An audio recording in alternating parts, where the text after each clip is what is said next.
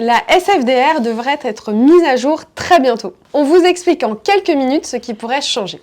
Et pour ça, on s'appuie sur le dernier document de la plateforme sur la finance durable de la Commission européenne. Alors, première information, pour le moment, on garderait les fonds article 8 et les fonds article 9.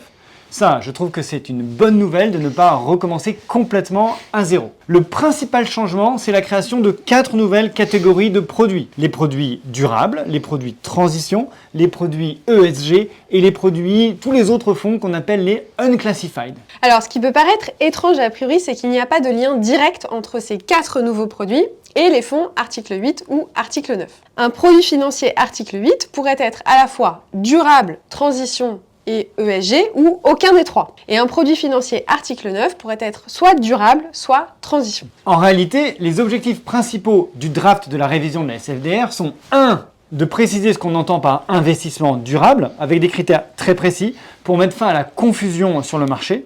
Et 2. Relever les exigences d'un fonds ESG par rapport à un fonds article 8.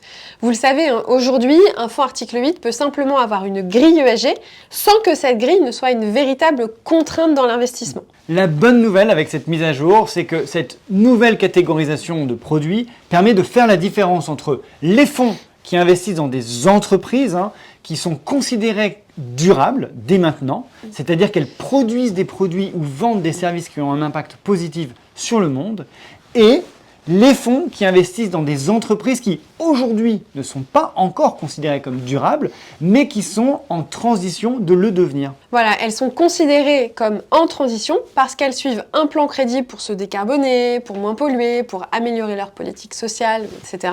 Elles font de vrais efforts et ce sont ces entreprises qu'on peut mettre dans un fonds transition. À l'heure actuelle, un fonds article 9 peut investir dans des entreprises qui ont de bonnes pratiques, c'est-à-dire qui ont un plan d'amélioration. Et certains investisseurs ne comprennent pas pourquoi et ne sont pas forcément d'accord avec cette définition. Pourquoi mettre une entreprise qui est carbo-intensive, par exemple, dans un fonds durable, juste parce qu'elle améliore des pratiques sociales, par exemple? Eh bien, demain, on pourra dire « Je suis investi dans un fonds article 9, donc qui a un objectif d'investissement durable, catégorie transition, dans cet exemple précis. » Et dans ce cas-là, pas de problème pour avoir des entreprises qui ne commercialisent pas de produits considérés comme durables aujourd'hui, à condition que l'entreprise suive une vraie trajectoire d'amélioration sur un sujet environnemental ou social. Pour ce qui concerne la troisième catégorie, la catégorie ESG, ce sera des produits qui prennent en compte l'ESG au sens large, mais avec des critères minimaux précis à respecter. En gros, ça renforce l'article 8 classique qui a aujourd'hui, disons-le, très peu d'exigences. Alors là, vous vous demandez peut-être, mais à quoi ça sert du coup de garder les fonds article 8 et les fonds article 9? Bien effectivement, si cette version de la révision de la SFDR est conservée, effectivement, on ne voit pas très bien à quoi ça sert de garder article 8 et article 9. Et d'ailleurs, il est très probable que ces catégories article 8 et article 9 disparaîtront à terme, mais qu'elles sont conservées aujourd'hui pendant la période de transition pour laisser un petit peu de temps aux sociétés de gestion pour s'adapter. Oui, à court terme, ça sera toujours mieux d'être dans aucune catégorie, donc les unclassified, mais article 8, que dans aucune catégorie, mais article 6. Ça, c'est sûr. D'ailleurs, sachez que les fonds unclassified devront quand même reporter certains PAI, des incidences négatives sur les facteurs de durabilité, comme les émissions de gaz à effet de serre, par exemple. Voilà, donc on vous a donné la bonne nouvelle. Alors maintenant, quelle est la mauvaise nouvelle? Eh bien, la mauvaise nouvelle, c'est que cette mise à jour fait une centaine de pages.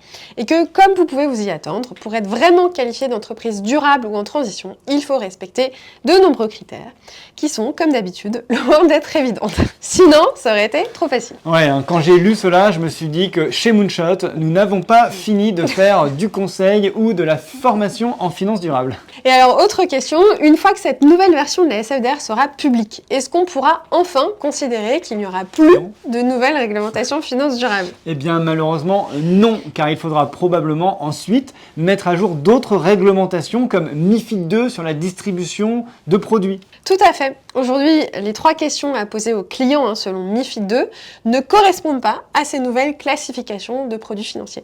Donc, il est très probable que MiFID II soit encore modifié. Si ces sujets vous intéressent, on vous propose d'ailleurs une veille réglementaire. Donc c'est 1 000 € par an par entreprise, société de gestion, assureur ou banque. On creuse pour vous 4 à 5 sujets par mois qu'on traite en vidéo et en plus vous avez un call privé par mois sur le sujet de votre choix avec un consultant Moonshot.